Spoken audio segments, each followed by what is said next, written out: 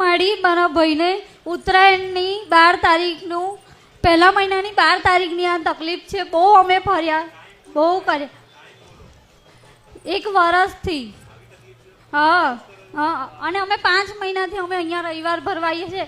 અહીંયા અમે આવ્યા અને આ બધું જાણ્યું. પહેલો રવિવાર ભર્યો, પછી અમે અગરબત્તી કરી, પહેલાં બીજા રવિવારે દીવો ચાલુ કર્યો, પછી અહીંયાથી મોટો ફોટો લઈ ગયા અને ચોંટાડ્યો ફૂલ આ રવિવારે. અને રોજ અમે માળીની ભક્તિ કરીએ છીએ.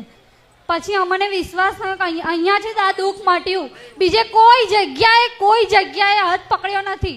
અને એને આવું ભયંકર થાય છે, બહુ જ ખરાબ.